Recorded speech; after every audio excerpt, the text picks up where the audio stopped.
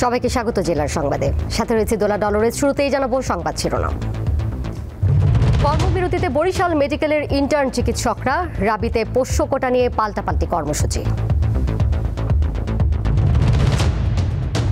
বঙ্গোপসাগরে সুস্পষ্ট লঘুচাপ নিম্নচাপে পরিণত, দেশের সব সমুদ্র বন্দরে ৩ নম্বর সতর্ক সংকেত। নানা সংকট, ব্রাহ্মণবাড়িয়া জেনারেল হাসপাতালে প্রায় ৪০ লাখ মানুষের চিকিৎসা সেবা ব্যাহত।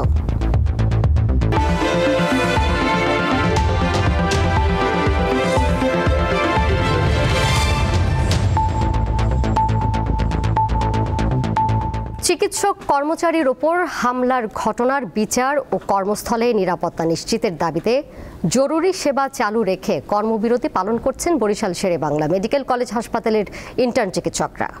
সোমবার বেলা ১২টা থেকে ২৪ ঘন্টার আলটিমেটাম দিয়ে কর্মবিরতির ঘোষণা দেন তারা।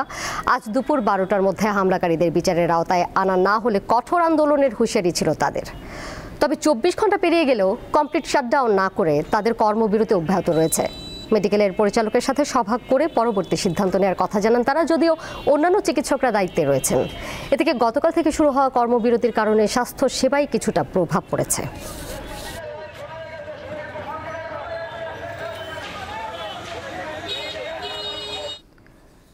রাজশাহী বিশ্ববিদ্যালয়ে ভর্তি পরীক্ষায় পোষ্য কোটা পুনর্বহাল সহ প্রাতিষ্ঠানিক সুবিধার ৯ দফা দাবিতে প্রশাসন ভবনের সামনে পূর্ণদিবস কর্মবিরতি অবস্থান ধর্মঘট পালন করেছেন বিশ্ববিদ্যালয়ের শিক্ষক, কর্মকর্তা, কর্মচারীরা। অন্যদিকে পুনরায় পোষ্য কোটা ফিরিয়ে আনা এবং শিক্ষা কার্যক্রম বন্ধ রাখার প্রতিবাদে পাল্টা বিক্ষোভ সমাবেশ করেছেন শিক্ষার্থীরা। বেলা 11:30টায় উপাচার্যের বাসভবনের সামনে শিক্ষক কর্মকর্তারা কর্মবিরতি পালন করেন। বিক্ষোভ সমাবেশে শিক্ষার্থীরা বলেন, পোষ্য কোটা একটি মীমাংসিত বিষয়, এ নিয়ে বহু আগেই চূড়ান্ত সিদ্ধান্ত হয়ে গেছে। স্বয়ং উপাচার্যেরও এখতিয়ার নেই এই কোটা পুনর্বহাল করার। এদিকে শিক্ষক, কর্মকর্তা, কর্মচারীরা বলেন, ধর্মঘট ন্যায্য অধিকার আদায়ের আন্দোলন, বহু বছর ধরে পাওয়া প্রাতিষ্ঠানিক সুবিধা কর্মকর্তা কর্মচারীদের অধিকার। প্রাতিষ্ঠানিক সুবিধা দ্রুত ফিরিয়ে দিতে হবে, নইলে আরও কঠোর আন্দোলনের হুঁশিয়ারি দেন তারা।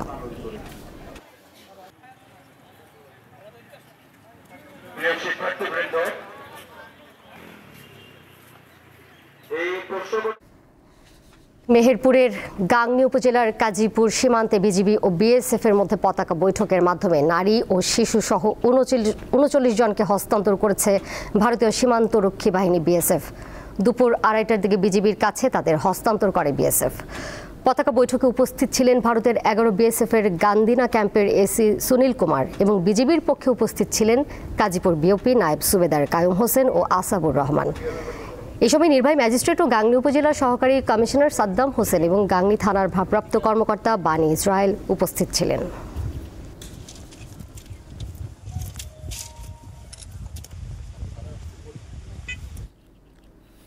উত্তর পশ্চিম বঙ্গোপসাগর এলাকায় অবস্থানরত লঘুচাপটি আরও পশ্চিম উত্তর পশ্চিম দিকে অগ্রসর ও ঘনীভূত হয়ে নিম্নচাপে পরিণত হয়েছে। এর প্রভাবে পটুয়াখালীর আকাশ মেঘাচ্ছন্ন রয়েছে। গত ২ দিন ধরে জেলার বিভিন্ন স্থানে থেমে থেমে বৃষ্টিপাত অব্যাহত রয়েছে। উত্তাল হয়ে উঠেছে কুয়াকাটা সংলগ্ন বঙ্গোপসাগর। নিম্নচাপটি সকাল ৬টায় পায়রা সমুদ্র বন্দর থেকে ৭১০ কিলোমিটার দক্ষিণ পশ্চিমে অবস্থান করছিল। এটি আগামীকাল সকাল নাগাদ ভারতের দক্ষিণ ওড়িশা, উত্তর অন্ধ্রপ্রদেশ উপকূল অতিক্রম করতে পারে। এদিকে নওগাঁর আত্রাই উপজেলার প্রতিশর সমসপাড়া সড়কটি এখনও পানির নিচে তলিয়ে রয়েছে। ওই এলাকার কয়েকটি গ্রামের হাজারো মানুষ পানিবন্দী হয়ে পড়েছে। জেলা পানি উন্নয়ন বোর্ড জানিয়েছে, পানি নামতে থাকায় আত্রাই উপজেলার কিছু নিম্নাঞ্চলের কয়েকটি গ্রাম প্লাবিত হয়েছে। এছাড়া দেশের ৪ সমুদ্র বন্দরে ৩ নম্বর সতর্ক সংকেত দেখাতে বলেছে আবহাওয়া অধিদপ্তর।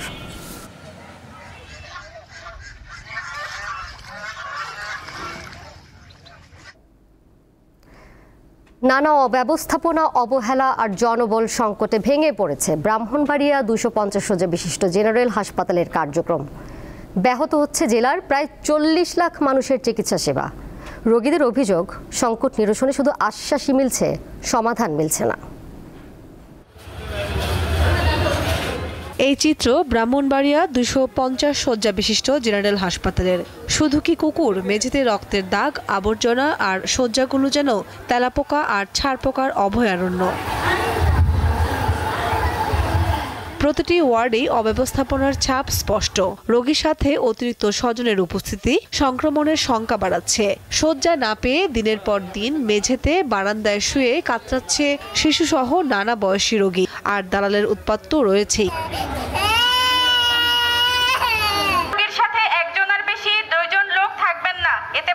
অসুবিধা হয়। সকাল 10টা বাজে আসছি, এখন 1টা বাজে, এখনো পর্যন্ত দাঁড়ানিতে আছি। এখন কি করুন, লাস্টটা নিচে বসে গেছি। আমার রোগীটার অবস্থা খুবই খারাপ এবং বাড়িতে শুয়ে রাখছি, কোনো বেড পাই নাই, বারিন্দার মেঝে শুয়ে রয়েছি। বাদ দিয়ে দুটা বাদ দিচ্ছি, এটা খানা দেয় না আমরা। চালুর পাল্লা আর কি দেয়, এটা খায় পেট বয় না। এইদিকে পরিষ্কার নেই, রুম অঞ্চলে তাই আমরা থাকা কি সম্ভব। অভিযোগ আছে হাসপাতাল থেকে দেওয়া খাবারের পরিমাণ কম ও নিম্নমানের। চিকিৎসকদের অসহযোগিতা ও অবহেলায় রোগীর মৃত্যুর ঘটনাও ঘটছে বলে দাবি স্বজনদের। হাসপাতালের যে প্রায় ডাক্তাররাই আমরা দেখি যে হাসপাতাল চলাকালীন সময়ে এরা বাহিরে গিয়া ডিউটিকালীন সময়ে তারা বাহিরে গিয়ে প্র্যাকটিস করে নানানভাবে। এই ছোট ছোট সমস্যাগুলো কিন্তু একদিনে বা দুদিনে সমস্যা সমাধান করা সম্ভব। এখানে মাসের পর বছর কিন্তু এই সমস্যাগুলো থেকে যায় শুধুমাত্র চিঠি চালাচালের কারণে। হাসপাতালটির 250 শয্যার বিপরীতে প্রতিদিন ভর্তি থাকে 400 থেকে 500 রোগী। নানা সীমাবদ্ধতার কথা জানান হাসপাতালের তত্ত্বাবধায়ক, দিলেন দ্রুত সমাধানের আশ্বাস। আমাদের এখানে সেবার মান অনেক হাসপাতালের চেয়ে অনেক ভালো এবং আমাদের ডাক্তারের সংকট কিছুটা রয়েছে, যেমন মেডিসিনের সিনিয়র কনসালটেন্ট নেই। আশা করতেছি যে এই 250 শয্যা থেকে 500 শয্যা উন্নীত করতে পারলে এই সমস্যা থাকবে না। বাজেটে বরাদ্দ কমিয়ে দেওয়ায় হাসপাতালের আউটসোর্সিং কর্মীর সংখ্যা 72 থেকে কমিয়ে আনা হয়েছে 33 জনে। এতে ব্যাহত হচ্ছে স্বাভাবিক কার্যক্রম। রয়েছে বিশেষজ্ঞ চিকিৎসকের সংকটও। দীপ্ত, বার্তাকক্ষ। এবার কেওএসটিএল চট্টগ্রাম সংবাদ।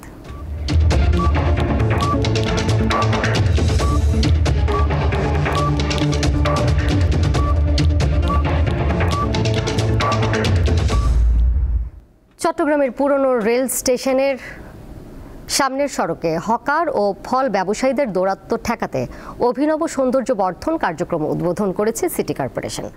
সকালে স্টেশনের সামনে ফলের দোকানে গিয়ে দখলকারীদের সড়ক দখল না করতেও ফুটপাতকে আবর্জনামুক্ত রাখার আহ্বান জানান মেয়র ডাক্তার সাদাত হোসেন। এই উদ্যোগের অংশ হিসেবে স্টেশনের সামনের সড়কে স্থাপন করা হয়েছে বেশ কিছু ফুলের টব, রোড ডিভাইডার ঘিরে লাগানো হয়েছে নানা রকম ফুল গাছ। কার্যক্রম উদ্বোধন শেষে মেয়র বলেন, চট্টগ্রাম হবে গ্রিন ও ক্লিন সিটি, তারই অংশ হিসেবে নগরে এমন সৌন্দর্য বর্ধন প্রকল্প হাতে নেওয়া হচ্ছে।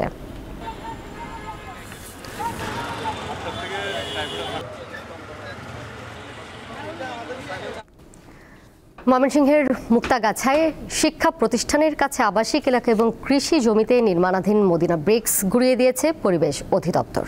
দুপুর উপজেলার দাউগাঁও ইউনিয়নের চন্দনী আটা গ্রামের সাবানিয়া মোড়ে স্থানীয় প্রশাসনের সহযোগিতায় এই অভিযান চালানো হয়।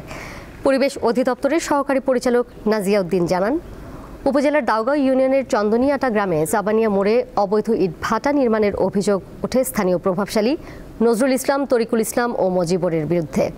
3 ফসলি জমি দখল করে অবৈধ ইটভাটা নির্মাণ করছিল এই প্রভাবশালী চক্রটি। তাই অভিযান চালিয়ে নির্মাণাধীন মদিনা ব্রিক্স ঘুরিয়ে দেওয়া হয়েছে।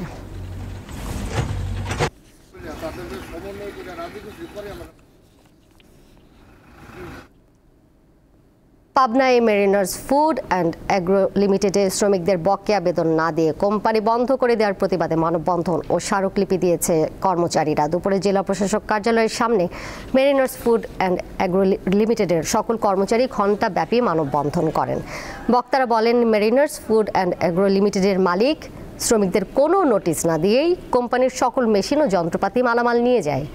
শ্রম আইন অনুযায়ী শ্রমিকদের সকল পাওনা ও বকেয়া বেতন আদায়ের দাবিতে এবং মালিক পক্ষের করা মামলায় গ্রেপ্তারকৃত শ্রমিকদের মুক্তির দাবিতে তারা মানববন্ধন শেষে জেলা প্রশাসক বরাবর স্মারকলিপি দেন।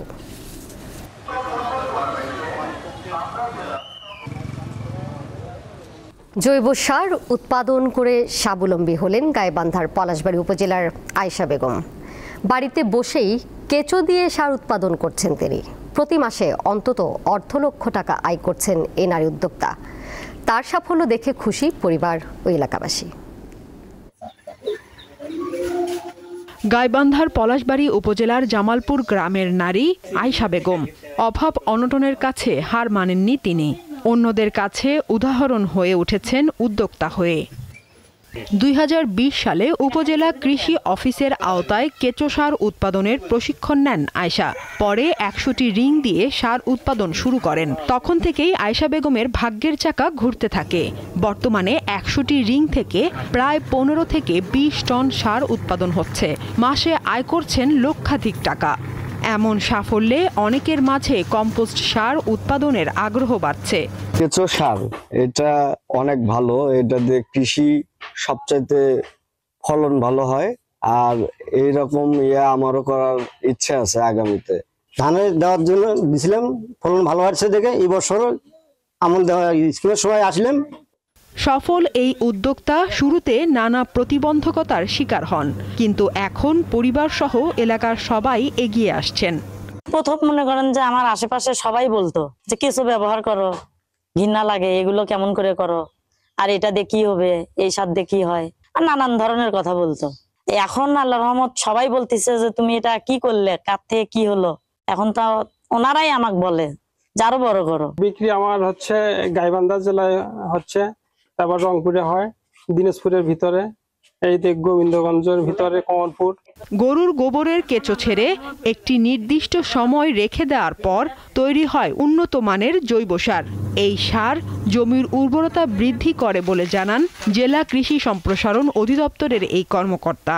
প্রতিনিয়ত রাসায়নিক সার ব্যবহারের কারণে জমির উর্বরতা হ্রাস পাচ্ছে, পানি ধারণ ক্ষমতা কমে যাচ্ছে, খাদ্য উৎপাদনের সহজলভ্যতা কমে যাচ্ছে।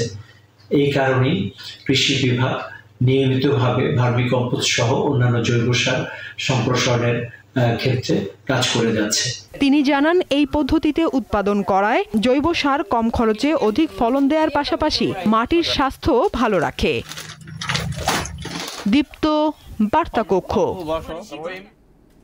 এরই সাথে শেষ করব জেলার সংবাদ। যাবার আগে শিরোনামগুলো জানিয়ে দেবো আরও একবার।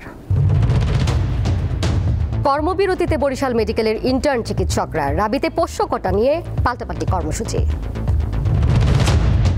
বঙ্গোপসাগরে সুস্পষ্ট লঘুচাপ নিম্নচাপে পরিণত, দেশের সব সমুদ্র বন্দরে 3 নম্বর সতর্ক সংকেত। নানা সংকট, ব্রাহ্মণবাড়িয়া জেনারেল হাসপাতালে প্রায় 40 লাখ মানুষের চিকিৎসা সেবা ব্যাহত।